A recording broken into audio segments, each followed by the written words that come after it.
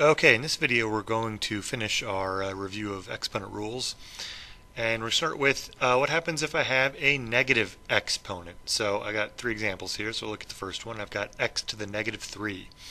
Okay, so a positive exponent tells you how many times to multiply by a number, like x to the third would be x times x times x.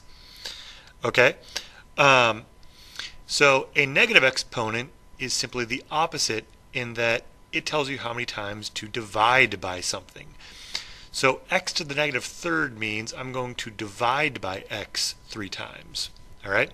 So the way to sort of simplify x to the negative third, or the way to write it without using a negative exponent, is to change it into a division. So instead of x to the negative third, you can write this as 1 over x to the third. All right, and so these two expressions mean the same thing. 1 divided by x to the third or x to the negative third. All right, so basically what a negative exponent does is changes something to a division, or essentially what it does is moves it from the numerator to the denominator of an expression. Okay, so over here I've got in parentheses m to the fourth divided by 3, and this whole thing, the whole fraction there, is being taken to the negative second. Okay, so what's going to happen is both of the numerator and the denominator are going to be taken to the second power. Okay, and they're also going to be flipped because they're being taken to the negative second power. So if you remember the power rule, if you take a power to a power, you multiply. So m to the fourth to the negative second would be m to the negative eighth, because 4 times negative 2 is negative 8.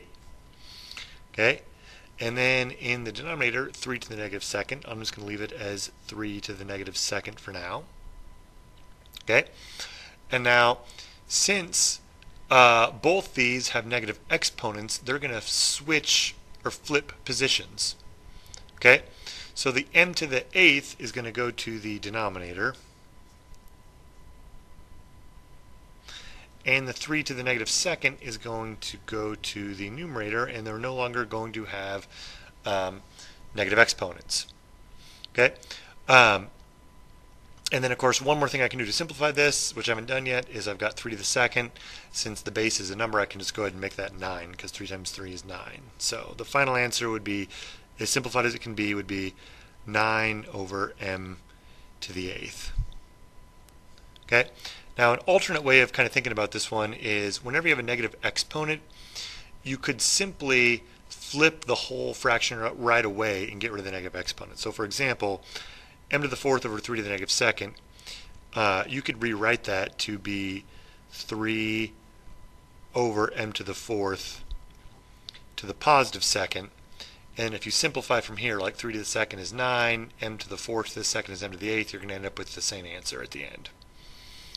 All right, last example here is going to be pretty quick. I've got 5 over x to the negative third.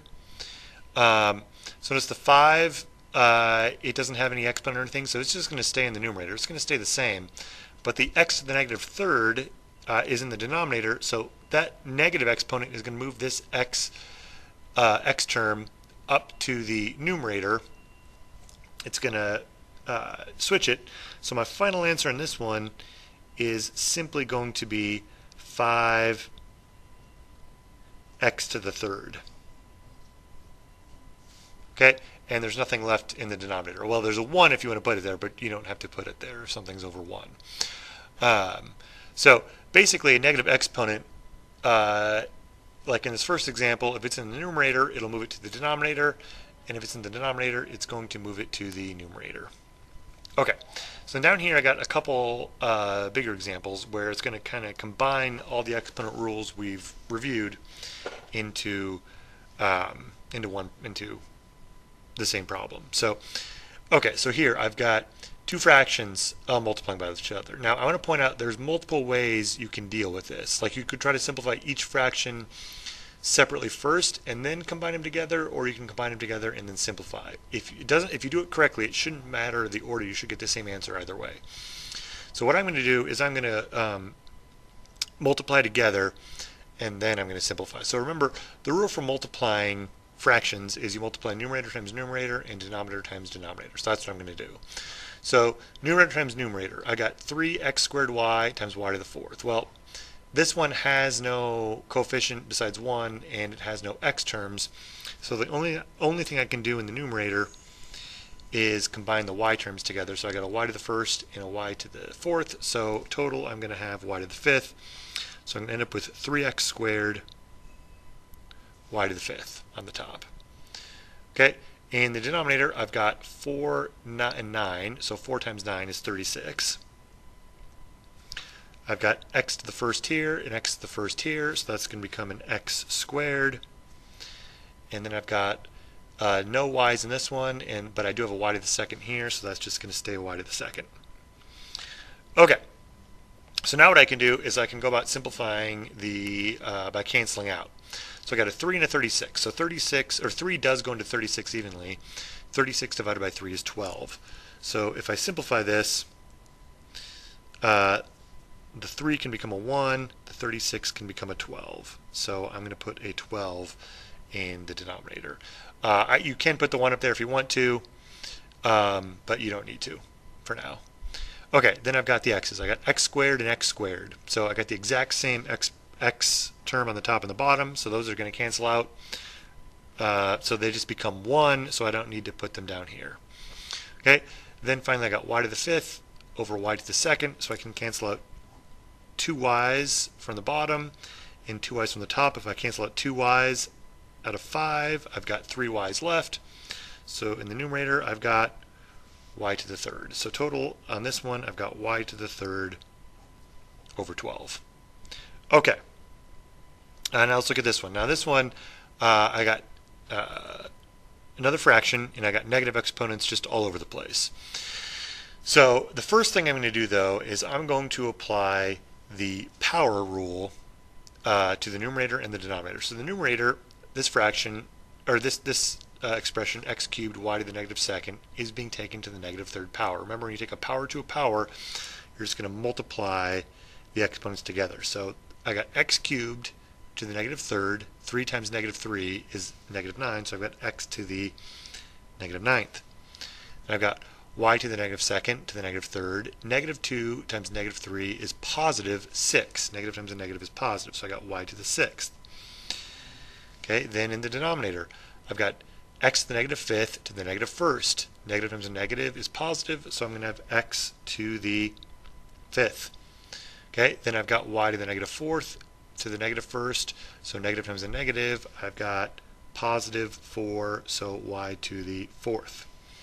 Okay, now you'll notice I've got x terms in the numerator and denominator and y terms in the numerator and denominator. I can cancel some stuff out. Or basically, I can use the division rule to combine these together. So remember, the division rule is that you subtract exponents. So I've got, in the top, I've got x to the negative ninth.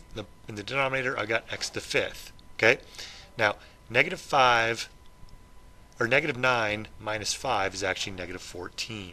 So I've got x negative 14. And once again, I got that by taking negative 9 minus 5.